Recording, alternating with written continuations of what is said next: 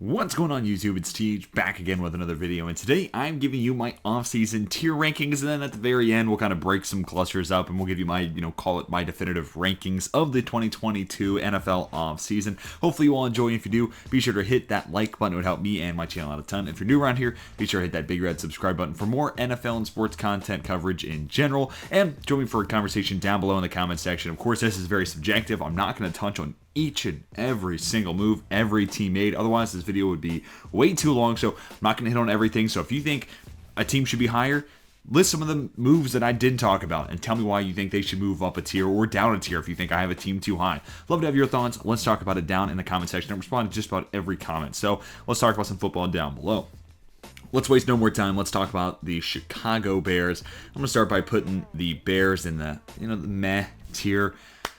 It's tough, and for the teams with new front offices and new head coaches, I'll talk about that. And obviously, it felt like Chicago was kind of in a spot where you can't do any worse than where Matt Nagy and Ryan Pace and where that tenure for those two were kind of heading. So just by hitting the reset button, probably a good move. And long term, this team made some much appreciated decisions. Moving on from a Khalil Mack is going to help this team long term have money to spend on someone like a Justin Fields and put some weapons around him. But for this offseason, as much as I like a Kyler Fuller or Kyler Gordon, in that defense in the secondary, and how much I like Jaquan Brisker playing alongside Eddie Jackson, like all that sounds great, but to me the focus should have been on putting weapons around Justin Fields, and this team just did not really do that. So because of that, did they get better? Did they make moves that help this team's long-term trajectory and what the outlook might look like? Yeah. But did they do anything to figure out if this second-year quarterback is going to be their guy, their dude leading the franchise moving forward? I don't know if they did. So kind of a mixed bag there. We'll start it off with a meh, and then we get to the Bucs, and this is another tough one because do you count Tom Brady coming back? If you do, then it's definitely elite, and we'll go ahead and we'll put an elite. They kind of got a retired player, someone who technically wasn't on roster anymore, and brought him back. But think of it as a re-signing, even if you don't want to call it, luring him out of retirement. But all in all, this team did a really good job. I mean, it's not easy replacing someone like an Ali Marpet, but to get a Shaq Mason at a premium value, that's an awesome deal. They made with New England. Russell Gage, big fan of that contract. You get Chris Godwin signed an extension. He's there long term, so I like that as well. This team still definitely has its holes. I'm kind of concerned about what the edge rushing position looks like next year. Does Joe Tryon could take a step forward? If he does, then not really as worried about it. Plus, you bring back Carlton Davis, so that's a big guy, not in size, but big addition, re-signing, long-term extension given out to a guy who is, probably the most talented guy in that secondary, him or Antoine Winfield Jr., safety corner. It's different, comparing apples to oranges there. But, all in all, I'll put them in elite. I think this is a really good offseason, and, especially considering, stockpiling is going on in the AFC. Some of those assets have left the NFC, and it feels like the Bucs are sitting pretty and have a pretty clear path to potentially getting back to the Super Bowl like they were 2 years ago. Let's get to the Atlanta Falcons. I think Let's put the Falcons in very good. The whole Matt Ryan situation wasn't necessarily played perfectly. Like, let's go after Deshaun Watson, and then we kind of strike out.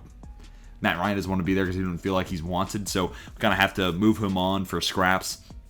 And you look at, getting a third-round pick for Matt Ryan when Carson Wentz is getting you a conditional second in Indianapolis and a third. So the value's not necessarily great, but and it's also the largest dead cap hit in NFL history. So, not ideal, but because of that, like we talked about with the Bears, long term, this team's gonna have money to spend. So it's kind of one of those, pills you have to swallow up front. You don't like it. It's not easy on the way down, but it's gonna be good for you long term. So I like that move. And then this team's draft was really solid. They got Des Ridder in a great spot. I think it's a tremendous value. If it works out, great. If it doesn't, then whatever. He's a third-round pick and your third, if I remember correctly. But even just someone like an Arden Lebby at the top of second round, I like the idea of bringing in Drake London and him, Auden Tate, plus Kyle Pitts, this big body type of wide receiver core. They did make the trade for Bryan Edwards, so not someone who's 6'4", 6'5 plus, but they have a lot of height, and this team feels like they could out physical a lot of secondary. So it'd be interesting to see what that passing game evolves into, what it grows to look like. So I'm excited for what this team does. I think they had to make some tough decisions this offseason, especially considering the moves they made offseason kind of counteract what they ended up doing this year and made their work that much more hard to do this offseason. But nonetheless, I think they made a lot of really good decisions. I think they drafted really well. So I'm going to put them in the very good category. And then for the Cleveland Browns, it's another tough one because, like, I'm not trying to hit on the Deshaun Watson stuff, but obviously, he's got his off-field issues. He's talking with the league now. We'll find out if there's a suspension, and if so, for how long. But taking that out of the equation, a lot of people looked at that Deshaun Watson trade, and it's a pretty modest one. 3 ones is a ton to give up, but for a pretty well-rounded roster and with a lot of young players on it, you're not as strapped for having to use those first-round picks, especially when it can net you, when we last saw him, a top 5 quarterback in the league. So makes a lot of sense from that perspective. A lot of money they gave out to him as well, but even just something as simple as re-signing Jadeveon Clowney and taking a flyer on Taven Bryan. Let's see what he develops into in that 4-3 defense as an interior pass rusher. Extending Denzel Ward, rewarding yourself for drafting a good football player and paying him the money he deserves. That's a great move. And then you look at the Amari Cooper deal. It might be one of the best moves made by any team this offseason, right? Because at the time, you look at $20 million for Amari Cooper, and it's like, yeah, he's one of the highest paid wide receivers. Not great value per se. But if Devonta Adams is going to go fetch 28.5 and then Tyreek Hill's worth 30, then you look at $20 million for Amari Cooper per season, you're thinking that's a bargain. So you give up a 5th-round pick and Amari Cooper at a $20 million price tag. Feels like a great addition there. And, good thing they added him, because otherwise, what's that wide receiver room looking like right now? It'd be rough. So, they at least have one elite pass catcher there for Deshaun Watson to work with. And, some of the other moves they made just to round out the roster in addition to nabbing an elite quarterback, I think that makes for an elite offseason. Again, taking the Deshaun Watson, part of the equation, off the field stuff, out of the equation.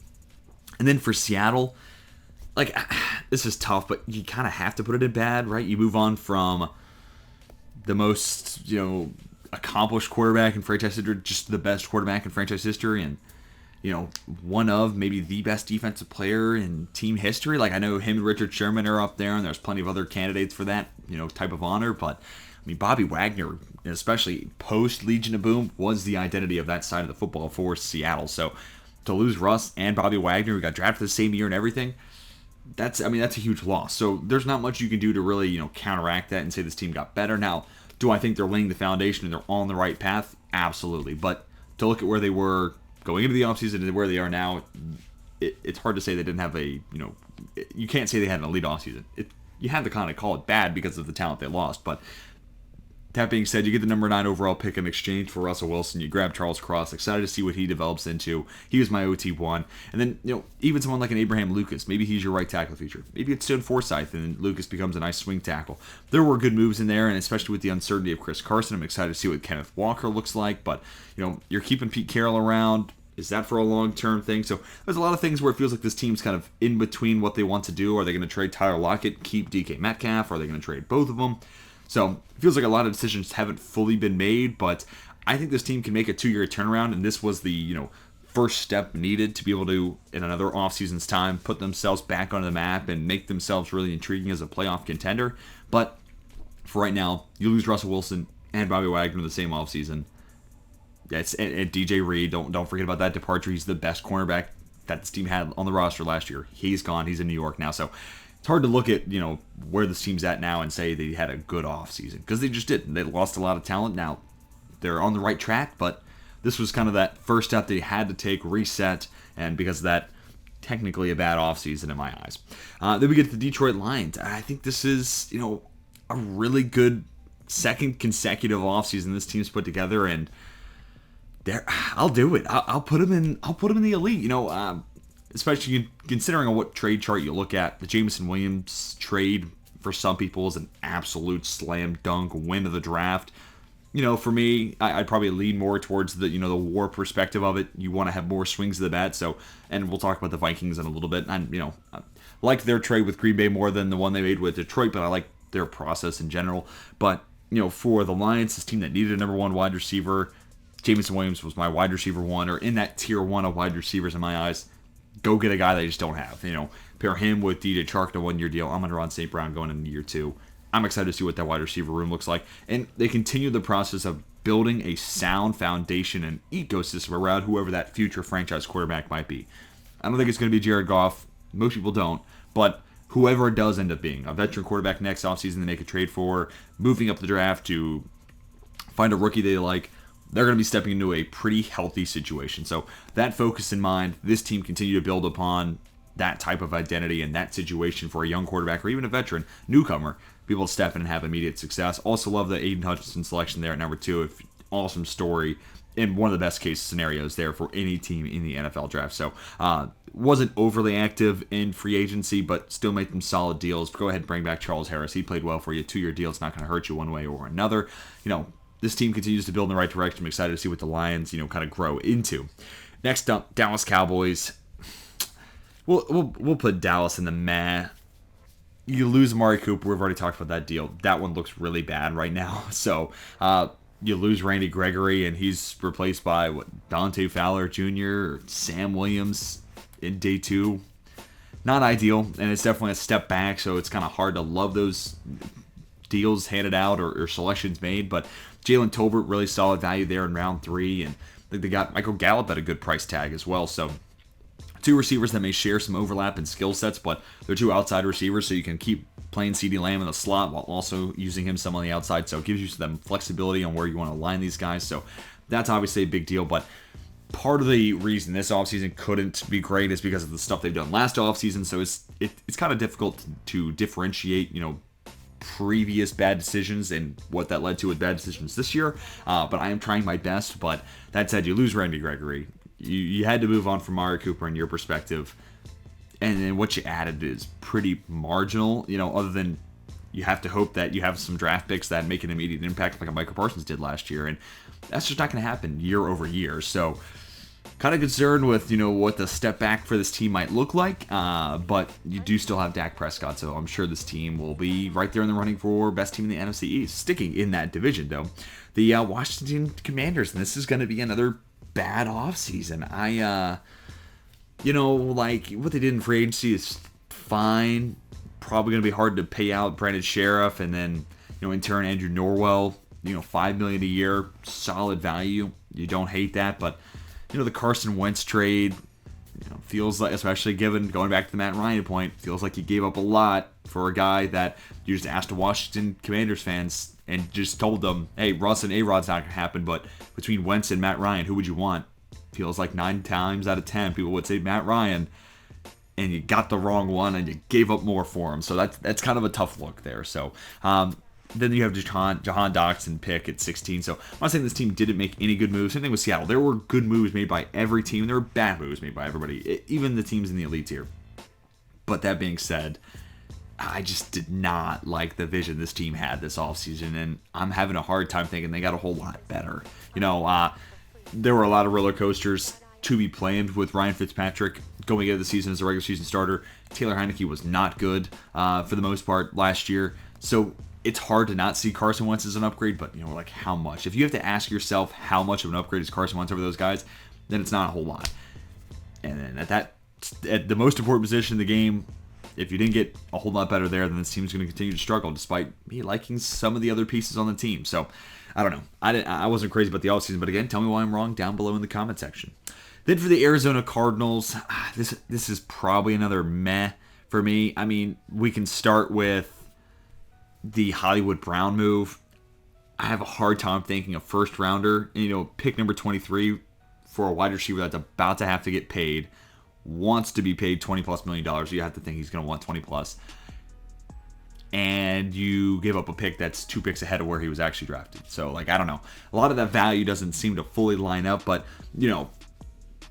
given the hindsight knowledge now that DeAndre Hopkins suspended for the first 6 games, I don't hate the trade as much. He's a good fit in the offense, and he obviously has a lot of chemistry for Kyler Murray, but a ton of credit for the Baltimore Ravens, and we'll sing their praises more later on. But by keeping his trade request under wraps, that's what made him a first-round pick value in the eyes of Arizona. And I think they're probably the only team that would have given up that much for him. But, if it's public knowledge that he wants out, this one pretty quickly deteriorates into something that's probably like a third-rounder because they hold less leverage. But the Ravens kept it under wraps, and I felt like the Cardinals overpaid there. Trey McBride is your first pick, the first actual selection you make when you already re-signed Zach Ertz, Mac Williams. feels a little bewildering. Kind of makes you question what they're doing there. Cam Thomas, solid value in the third. Majay Sanders has some things that intrigue you as a third-round pick, but those are both ifs, not answers to questions. They're more questions to questions. So hard to fully get on board with that. So this team, there were things they did well, and there were things that I did like, but I'm still looking at the secondary as a pretty big hole. I'm still concerned about the interior of the offensive line. And, what does this offense look like without DeAndre Hopkins for the first 6 games? So did they get better? Maybe. Did they get worse? Maybe as well. So they're right there in the middle, that meh tier. And for a team that was in the playoffs and it felt like they might have overexceeded their expectations, and realistically the talent of the team, they probably overexceeded what they should have been. It feels like this team might be in for a hard step back. For the Philadelphia Eagles, this is an easy elite one. Everybody loved their draft. Turned one of those first rounders into A.J. Brown. The other becomes Jordan Davis, which just feels like a perfect place for him to go and develop. And, it doesn't have to step into a huge role right away. He could be a part of a rotation with Javon Hargrave, Milton Williams, Fletcher Cox and company. But then Nakobe Dean in the third round, you have a Jason Kelsey replacement that he's fired up to work with in Cam Jurgens. And then what they did do in free agency, you bring back Anthony Harrison. And, he's nothing crazy anymore as a player, but solid value, $5 billion a year. At that point, yeah, sure, he's a starter. And then signing James Bradbury.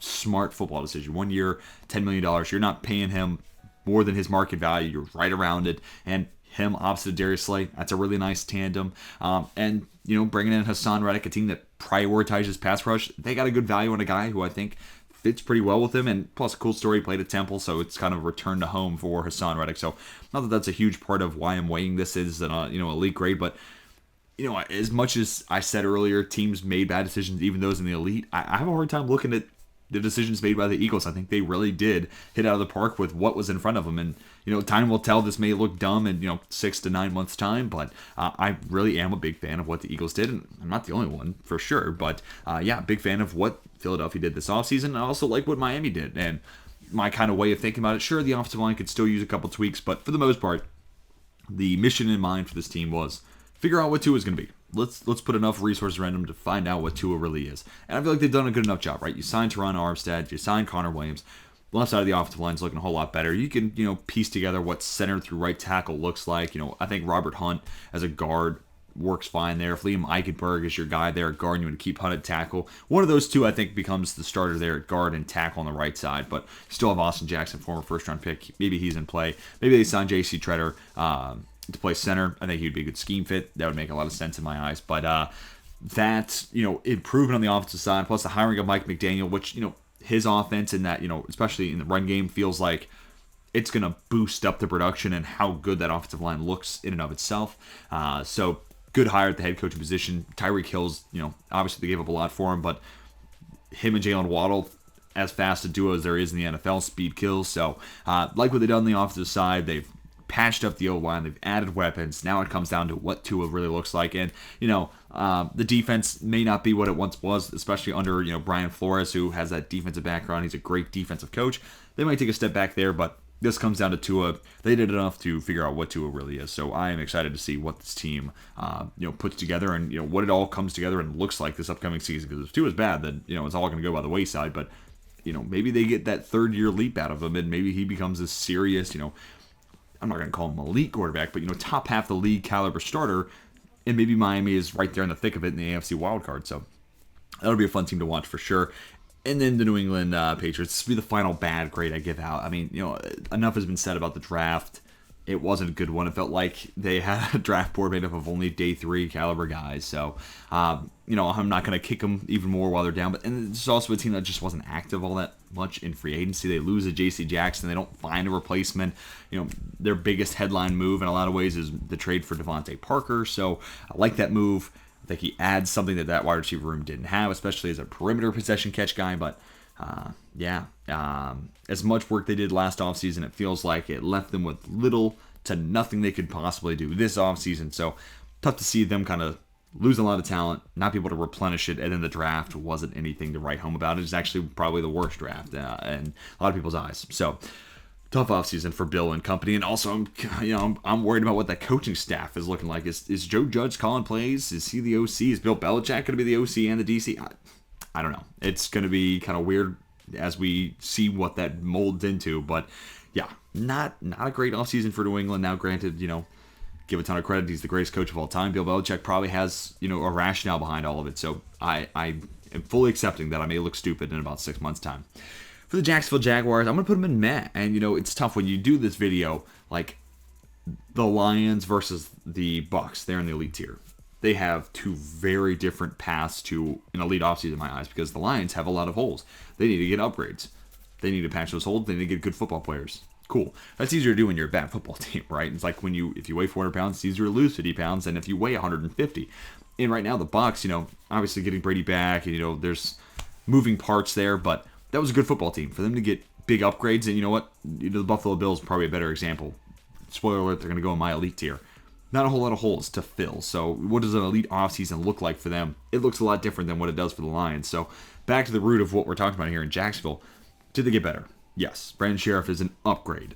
Christian Kirk is better than Laquan Treadwell. So they got better, but man, did it feel like they were pulling teeth to try not to. Like, you draft Chad Muma and Devin Lloyd in the first 2 days of the draft, and Devin Lloyd is a first-round pick after you just played Foye Oluokun $15 million a year. So, like, either you wasted a pick in the first 2 days of the NFL draft, or you're wasting $15 million a year on a linebacker. And it's just, like, what are we doing here? Like, what's the thinking behind that?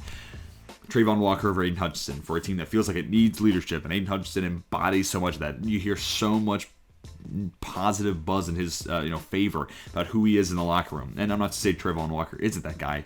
You just don't hear it as much. So it's an unknown quantity there. So that's an interesting situation. They're overpaying free agents, and even the Doug Peterson hire. I said this when we were grading the head coaching hires. If they had just fired Urban Meyer and the regular season ends and then they hired Doug Peterson, that's an A+ hire. That's an established Super Bowl winning head coach to get this team back on track. It's an A+ move if they do it like that. But no, okay, it's going to be Byron Leftwich. We're going to hire a new GM. Okay, never mind. Trent Baalke isn't crazy about that, so we're going to keep Baalke, and now we're not going to do Leftwich. Now let's bring in Doug Peterson.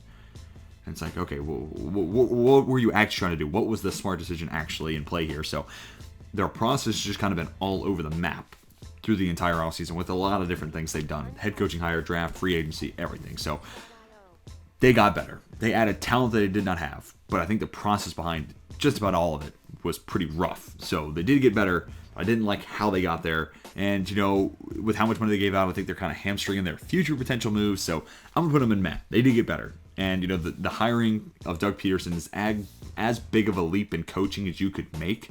So kudos, this team will be a lot better.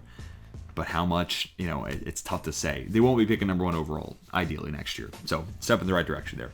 For the Minnesota Vikings, I'm going to put the Vikings in very good. So, again, I like their process. As much as I like the trade back with Green Bay more than I like their trade with Detroit, 2 sound moves moving back, and they still get a guy in Andrew Booth that, if they took him at 12, sure, I would have preferred, Kyle Hamilton or an edge rusher there in that spot over him. But if they took Booth at 12, I'd be like, okay, I can understand why they made that decision. Or if they took a Trent McDuffie, I can understand the rationale behind that. Instead, they move back a couple times, get Lewis Cine, first round safety in my eyes, and you pair him up with Harrison Smith. Cameron Bynum, we'll see what he looks like as a full-time big part of that defense. But those are all guys you can kind of move around. Bynum's played a whole lot of snaps at slot and as a box safety. Harrison Smith, at his age, you probably don't want him too far away from the line of scrimmage and, potentially leave him out to dry because he's just not as rangy and athletic as he once was. So maybe that's Lewis Cine, but Cine also has a ton of downhill speed and he will lay the wood, so you could rotate him down in the box. So a lot of options to use him with. And then Andrew Booth Jr., obviously, the core surgeries, a couple of them, the sports hernia, we'll have to figure out what he looks like as a healthy football player, but the talent's there. He was a multiple-year starter at Clemson, inside one of the best conferences and at the Power 5 level, so I like the talent. He needs to be coached up. He's on the field a lot. Feels like he's always falling down, but you get some of the the technique refined. I think he could be a really special player because athletically speaking, it's there, and the pedigree. He went to a Power 5 school. Clemson saw something, so it's kind of that consensus, being able to rely and lean on other smart people's opinions and understand they saw something, so there is something to be seen. So I'm excited to see what Andrew Booth Jr.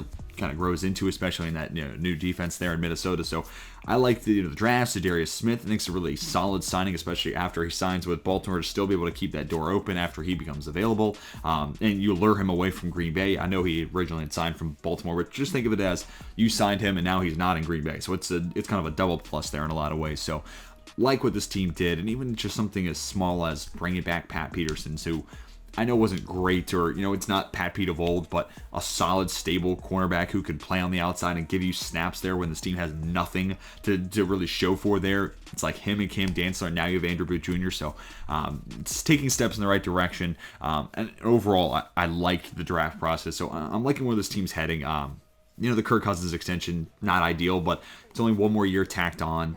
And I think part of that's also ownership. So how much do you really weigh that against Kwesi, and how much do you weigh that against Kevin O'Connell? But I can also see where Kevin O'Connell's stepping in and saying, hey, like, Sean McVay would love to have a quarterback like this. This is what he was making the move for Matt Stafford for, so he could get a guy like this. So give me 2 years, let me show you what I can do with him. So if that's the case, I like that confidence there from Kevin O'Connell, if that is truly what's going on. On the Pittsburgh Steelers, I'm going to put Pittsburgh in solid. Kenny Pickett, the only quarterback to go inside the top 70 picks, makes you kind of rethink where Pittsburgh might be able to get him. I could also see a world where the Steelers can take him at 20, and New England trades back from 21, and someone nabs him there. Maybe that was the one quarterback team saw as a first-round type of guy. We'll never know. It's totally up in the air. We'll never be able to see that reality.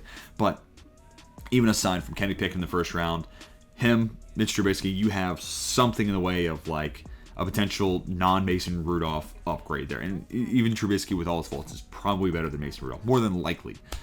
Almost certainly better than Mason Rudolph. So that, you bring in James Daniels on a solid contract, and it almost counteracts the bad deal in my eyes for Chupuma Okorafor, but maybe he takes a step forward. I like the idea of investing in young offensive linemen, but Chugs just stopping good to my eyes. But James Daniels trying to beef up that interior and make the life of Najee Harris a lot easier. And then George Pickens, Calvin Austin, the fourth, pick them in the second and fourth respectively. Those are awesome adds to a wide receiver room that's already pretty good with Chase Claypool and Deontay Johnson. And then for the defensive side, you added DeMarvin Leal for a defensive line that has seldomly seen Stephon Tuitt in the mix. TJ Watt's still one of the best players, at his position, and just as a defense player in and of itself. Cam Hayward's a stud. Levi Wallace, I think, was a solid add, 2 years, $8 million, so you got him at a good value as well. Not crazy about bringing back Terrell Edmunds, but he's a fine football player. He can start at safety. I think he could do a lot better, but given what other options were available, it was him or Tyrann Mathieu, and Edmonds is the cheaper one, and Pittsburgh is not always about handing out huge contracts. So Mathieu didn't end up catching that big of a deal, but regardless, Edmonds still was cheaper. So I think it's a solid offseason. We'll have to find out what the quarterback play looks like, right? Because it wasn't great under Big Ben, but he was also getting the ball out quick enough to where the offensive line wasn't costing this team games. Now I'm concerned that whether it's Trubisky or it's Kenny Pickett, they'll hold on to the football longer, and the weakness of this offensive line will really show, but that's just coming from a fan. Let's talk about the Green Bay Packers, and, this, I think I'll put them at the top of meh right now. You lose the best receiver in football, and I have a hard time putting it anywhere above that, especially when you had Devonta Adams, people were still saying the biggest weakness on the team is wide receiver. They need somebody else other than Devonta Adams. That's why they lost the 49ers. They were bracketing Devonta Adams, and they were saying, hey, beat us with someone else. And Green Bay couldn't. Now they don't have that guy. They don't have that trump card that it's like, hey, remember that first time we played San Francisco and we just started chucking at Devonta Adams and he won us the game? Yeah, that was really cool. Now I don't even have that card in the hand. So really concerned about what the wide receiver room looks like. I like Christian Watson, but he is a developmental piece for sure. Sammy Watkins, journeyman wide receiver at this point. Alan Lazard is a better blocker than he is as a true wide receiver. That's really where his value comes from, is his ability to be able to do a little bit of both. And, the rest of the offense is, fine. The offensive line is legitimately probably its biggest strength behind Aaron Rodgers. I'm excited to see what this defense looks like, though. You re-sign Jair Alexander, Quay Walker, especially if they start to play more two linebacker sets, and I don't hate that pick as much. If you were playing so much dime last year in one backer sets with Devondre Campbell just as a necessity because you didn't feel like you had anybody else you could play out there, but now you added Quay Walker, and he and Devondre Campbell, really similar body types and athletic, measurables and skill sets. If you go to Mock Draftable, those two have a whole lot of that spider web looks really, really similar. So I could see that when it's like, okay, now we're going to have two linebackers on the field at once. We're going to be that much better against stopping the run. And you drafted Devonta White to play 3 tech next to one of the best pass rushing, if not the best pass rushing nose in Kenny Clark. So there's a lot of moves they did make that I do like. So I'll put them in the map, but that step down from Devonta Adams to now your number one is Sammy Watkins, when you already had a question mark at the wide receiver spot. It's tough to put them in solid, because I look at this team and I have a hard time thinking they got better. Especially, you have to pay Aaron Rodgers, but when you pay him that much money, what more can you really do long term? That cap hit is going to hamstring this team a lot moving forward. So that'll be more conversation points for the years to come. So we won't weigh out too much here, but I think I can't put them up any higher than meh.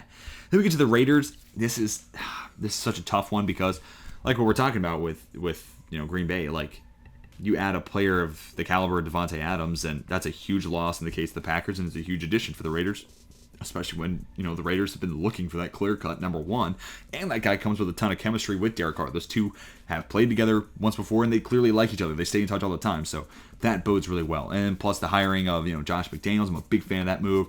Defensive coordinator, Patrick Graham, I think that's a tremendous bring in after being the same position with the Giants and doing a ton of great work there. And then, Dave Ziegler. And, look at what the Patriots draft looked like after him. And that's looked like a great hire as is, because, as bad as the Patriots draft was this season, it's never been that catastrophic to look at. They have made questionable moves, but it's never been as rough as it was this past end of April. But from the infrastructure and the office perspective, I like those moves. Obviously, Devonta Adams is the headline, but even just like the drafting of Dylan Parham in the 3rd round, like, that's your first pick. What a solid value, and it really patches together that offensive line a ton. So, maybe he's playing guard, and that offensive line's looking like Colton Miller, Denzel Good. I guess you still got Andre James there at center, and then Parham, and then you're gonna figure out what Leatherwood really looks like at right tackle. I'm spitballing here, but I'm a little less worried about that compared to what it could potentially look like, especially without Parham in there, or Dylan Parham, there in the mix. So even just that one addition makes me feel a little bit better about that core. And then, of course, Devonta Adams, like we talked about. I'm still worried about this team's secondary. Rock Ya-Sin in the Yannick Ngakoue trade, fine. He's an NFL player. He can play. But Trayvon Mullen's your number one. That's kind of a tough scene there. So, still worried about the cornerback room, but that should be aided by bringing in Chandler Jones. So, there's a lot of things to like about what this team did. I'm going to put it in very good, because there's still holes that need to be addressed. I'm not in love completely with the offensive line. The cornerback room in specific is still looking a little rough, but Chandler Jones, Devonta Adams, the head coach and GM hire of Ziegler and McDaniels, defensive coordinator, and Patrick Graham, like a lot of what this team did. I'll put them at the top of very good. Then for the Bills, I'm going to put them in elite, and I'll just eke them past the Dolphins. It's kind of that quandary of team that could do a whole lot to get a whole lot better, because there's a lot of holes and a lot of league average to below average types of players on the roster, versus the Bills, who are legit contenders. And you got to come to the offseason and you say, where can the Bills get better? Okay, well, they got to figure out the offensive line. Okay, they extend the tender to Bates. We'll figure out what John Bates is. But they sign a Roger Saffold. Okay, that's a pretty solid hire, or signing, I should say. And move on from Darrell Williams. So I am concerned about that right tackle spot.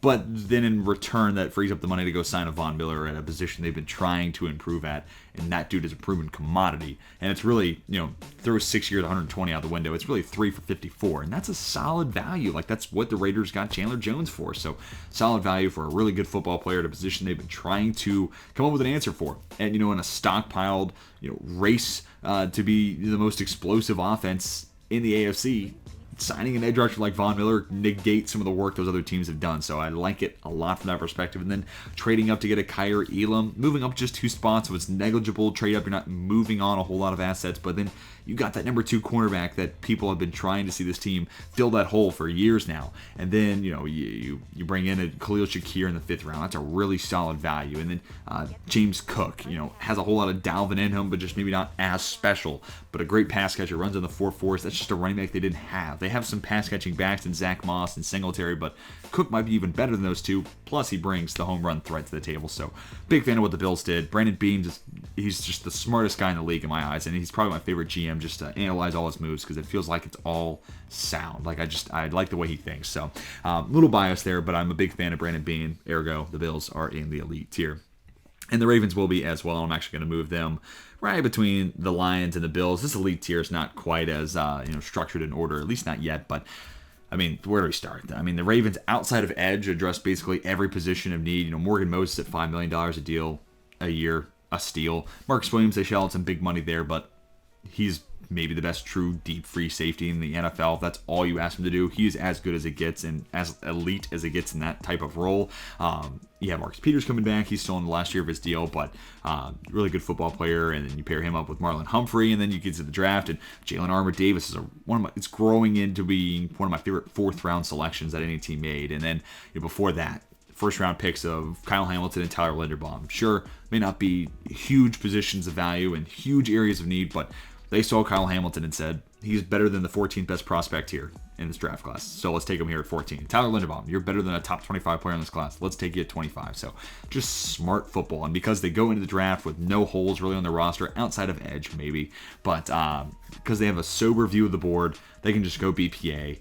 And because of that, they're just continuing to stockpile talent. Now, what might move this up even more is honestly if they just could work out that extension with Lamar Jackson. I don't know what that deal looks like because he is prone to potentially getting injured considering how much he uses his legs. He's also his own agent, so that's a really complicated matter to work through.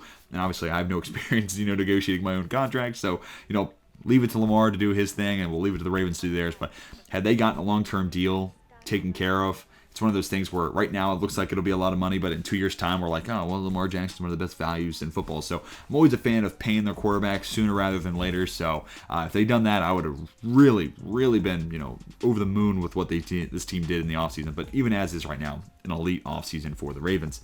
Then we get to the New Orleans Saints. And, a team that I think did a solid job. We'll put them in the solid tier right behind Pittsburgh. But, after you miss out on the Deshaun Watson sweepstakes, if you want to call it that, Jameis Winston made a ton of sense. Bring him back, and then give up in total 5 picks, including future assets to get Chris Olave. You hate to do it. You hate to give up that much to get him, but him and Michael Thomas is as good a pairing, skill set complement as there is in the NFL. I mean, 2 of the best route runners, just at completely different areas of the field, right? Michael Thomas is a specialist from 12 yards and close to the line of scrimmage, and Chris Olave is basically the complete opposite. So that's going to be a really fun tandem to watch and allows Marquez Callaway to kind of shift into that number 3 receiver role. Maybe you play him in the slot.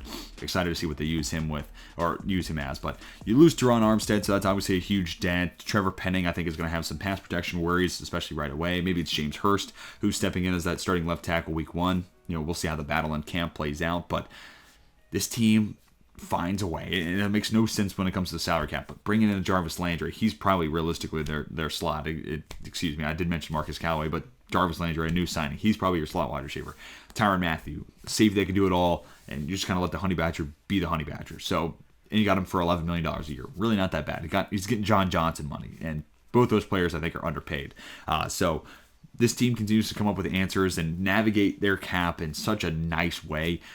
This team might honestly have an argument to be in the very good tier, but losing Sean Payton, and as much as I like Dennis Allen, that is still a step back, and did a whole lot that's going to potentially hurt their long-term future, because again, we're still talking about this team extending deals and rolling money over into next year, and trading assets from next year's draft to go up and eventually get Chris Olave at 11. So, some of these moves are a little short-sighted and going to hurt in the future. But, all in all, I think it was a solid offseason for Mickey Loomis and company.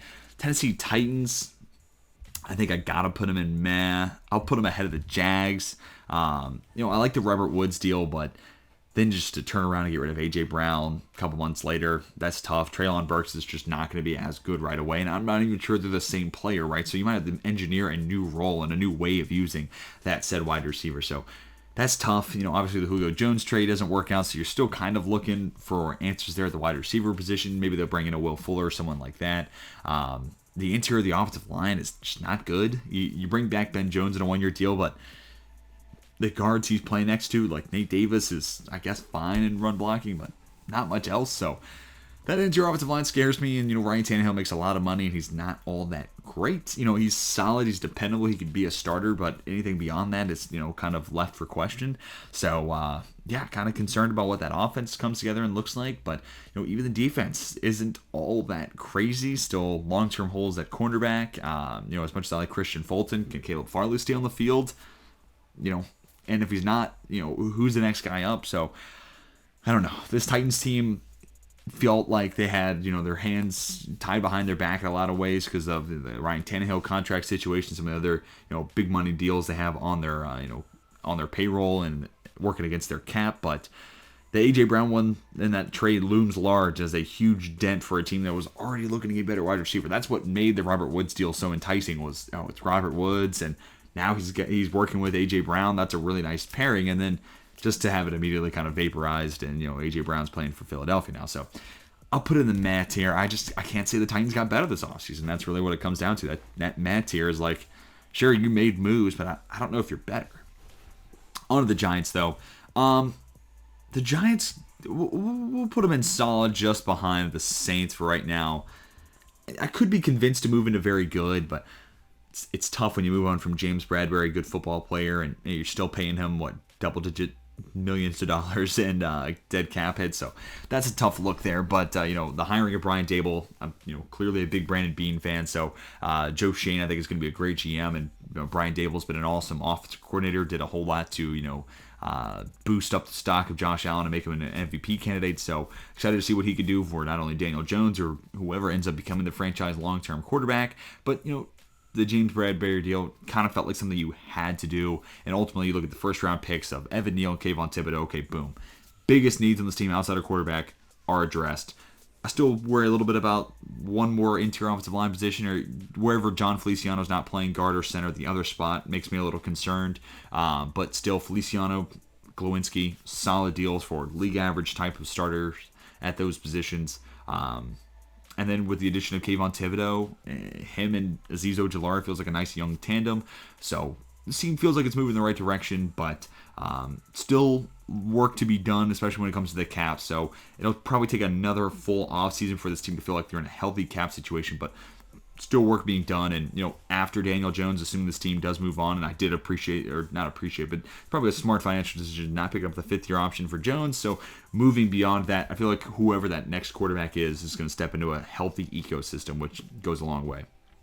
Indianapolis Colts, we'll put them in solid. We'll put them just ahead of the Giants. The ranking's not a whole lot of this, but, they got better. Matt Ryan is an upgrade over Carson Wentz. Maybe not a huge upgrade, but he is an upgrade, and especially when you consider, bad Matt Ryan doesn't lose you games. He's just not great, and maybe the offense is stale, and you just need your defense to bail you out. Carson Wentz, when he's bad, he's turning it over, and it's looking ugly, and he's costing you games, and he's giving points to the other side. So, upgrade there.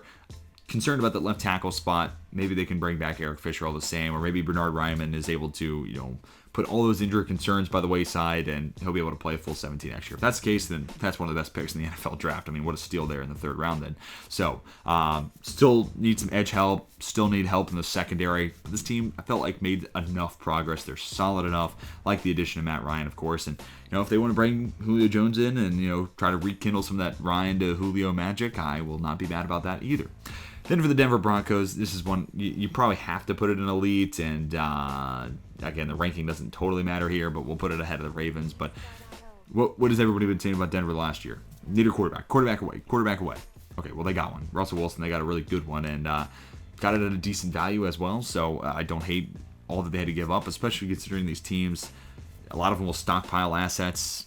You have to be able to use them, right? I hate when teams just have assets and then they stay draft picks, and then they become kind of league average players. I almost think back to the Celtics with the KG and Paul Pierce trade with the Nets years and years ago now. But a lot of those assets kind of just became league average NFL player or NBA players, and I hate when I see teams do that.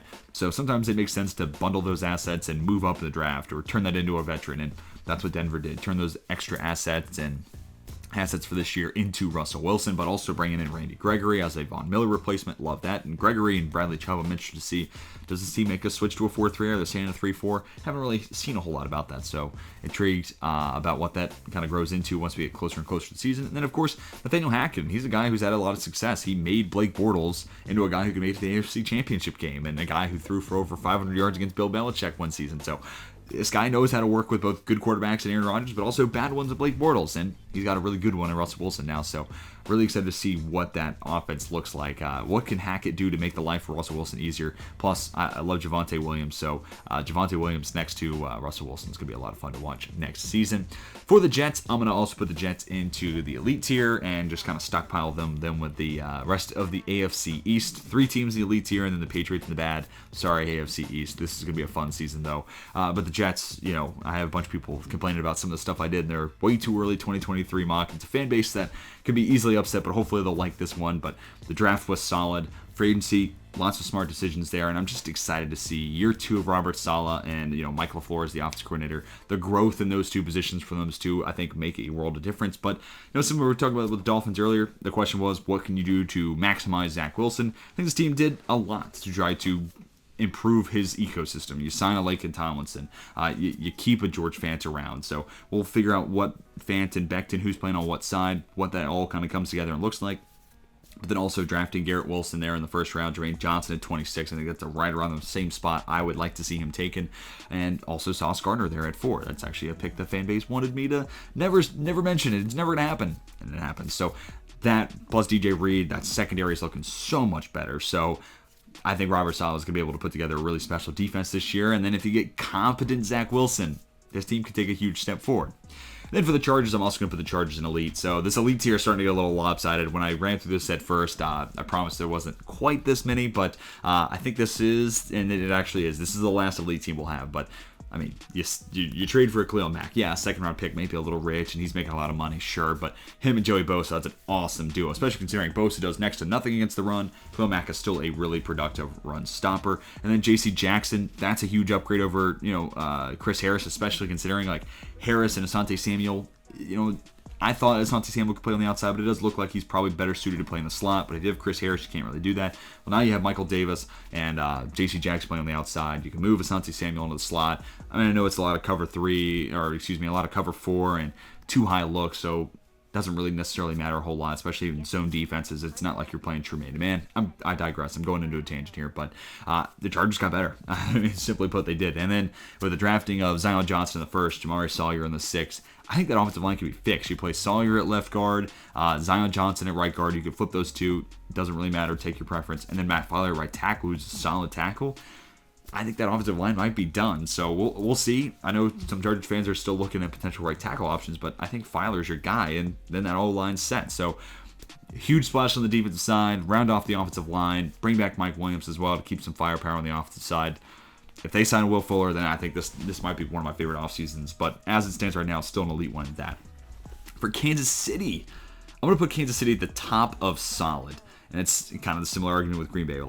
I like a lot of the moves they made, but you still lost Tyreek Hill. So that's still a tough thing to replace. But that said, Trent McDuffie was a solid value. George Karlaftis was a great value. Sky Moore was a great value. I like how this team drafted. And then even after the Tyreek Hill departure, right? Sticking with the draft, Darian Kennard, also a great value there. But, MVS, Juju Smith-Schuster, solid values for those 2 guys, especially Juju in that incentive-laden deal. But those types of contracts handed out, Justin Reed as a Tyrann Mathieu replacement, a little bit cheaper and a little bit younger, makes a lot of sense. This team felt like it had to make a lot of decisions about they could continue to roll with the same core they have at the expense of future assets and cap room in specific. They decided to swallow the pill and kind of bite the bullet and move on from some of those names associated with this franchise and having to bring in new guys and all to shuffle things around. But I think a lot of that probably plays to their benefit long term. So solid moves all in all for Kansas City, and they're still going to be one of the best teams in the AFC. So yeah, you can't complain about what they did there. And then for the Cincinnati Bengals, I'll put the Bengals in very good, just ahead of Minnesota. The number one talking point for this team was, what can they do for the offensive line? They fixed it. I mean, that team, that core is looking brand new. Lyle Collins, Alex Kappa, one other name that's escaping me now, but that offensive line, you might still have to play Jackson Carman, but that might be your only wink link, but 4/5 of it's looking solid. You can start that and have confidence for 4 of those 5 guys. We'll see what Carman can kind of grow into in year 2, but that, and then the only questionable thing here that maybe moves it down into solid is this Jesse Bates situation. He still hasn't signed his, franchise tag tender, so I am a little worried about that, but even if he does move, Dax Hill, probably your plug-and-play starter there at free safety, and he would make a really good one. Ton of athleticism, long arms, he would be great in that deep roaming free safety spot. But he also, maybe if you keep Bates, could potentially be someone you kind of groom into a cornerback and replace Eli Apple. So there's flexibility with whatever direction this team ends up taking and whichever route they want to go in. So like a lot of the talent they did add this offseason, they fixed holes, and then going BPA with a guy like Dax Hill and just figuring out where you're going to play him next is really smart process in my eyes. So I'll put the Bengals in very good. For the Houston Texans, I'm also going to put them in very good. This team just had a lot of work to be able to, they had a lot of work in front of them, a lot of holes they could fill, and they did. And, I like Derek Stingley there at 3. Kenyon Green at 15 was a little bit of a reach, and then their offseason before the Deshaun Watson trade was a lot of 1-2 year contracts, and we'll kind of see, maybe these guys will stick, maybe they won't, but to get 3 firsts for a guy with 20 plus, sexual assault and harassment allegations, whether you think, whatever you think about it, that's impressive work in and of itself. So now we'll get to see this rebuild start, and, Derek Stingley Jr. is the first, high quality premium pick in the Nick Caserio era, and it's a good start for him. San Francisco 49ers, we'll put them in solid, right in between the Saints and the Colts. I think this team, I think you can make an argument that got better. I still wish they would have moved on from Jimmy Garoppolo, because then that $25 million could have gone to keeping a Lincoln Tomlinson, adding another cornerback in the mix, maybe adding a swing tackle just in the case that Mike McGlinchey or Trent Williams goes down with injury. So I think there's just a better way to use that money that Jimmy Garoppolo is kind of tying together in your salary cap. But that said, Drake Jackson, good value there in the second round. They do bring in a Charvarius Ward. So this team did get better. It comes down to Trey Lance from this point onward, or Jimmy Garoppolo, I guess, if he's still a potential starting option. So I think this team got better, but, nothing too crazy, especially without a first-round pick. It's tough to have, huge headlines without a number 1 pick. And the same thing for the Rams. We'll put the Rams at the end of solid, especially given their draft capital. They did the best with what they have, but, really, namely, Allen Robinson. I mean, $15 million a year versus Robert Woods cap hit at $16 million. Did they get better and cheaper? I think there's an argument that they might have. So, like what the Rams did, given that they're obviously light on cap space and don't have a whole lot of draft picks, but also Bobby Wagner for a team that plays a lot of zone. He's going to be a huge asset in zone coverage. So, really excited about that Wagner signing, 5-year, $50 million deal. So, also got him at a decent value at $10 million per. And then the last team, we'll talk about the Carolina Panthers. Let's put Carolina in the meh tier, right around the Titans area. But, Kim Ekwonu fills, a huge hole there at left tackle. I'm excited to see what he kind of can be groomed into. Matt Corral gives you someone who could start opposite or instead of Sam Darnold, but still not a great option at that position. But that's what it comes down to with this team. And they didn't get to do a whole lot else, but this team kind of feels like it might be kicking the can down a road for next year when a new staff comes in. But Kim Ekwonu, I think, is a really, really solid add, and we'll see what Matt Corral grooms into. Now, if he, is more surprising and better than I would have anticipated as a third rounder, then maybe those guys will keep their job and we'll get to see the rest of this process play out for Rule and company. But for the time being, not entirely sold on that. So I'll put the Panthers in meh. But that is going to do it for today's video. Tell me what you think down below in the comment section. Where would you have your favorite team? Do I have them too high? Do I have them too low? Tell me what else you think about this video. Maybe some of your favorite moves from the offseason. Hopefully you all enjoyed. And if you did, be sure to hit that like button. If you're new around here, be sure to hit that big red subscribe button as well. That's going to do it for me. Until next time, my name is Tej, and I'm signing off.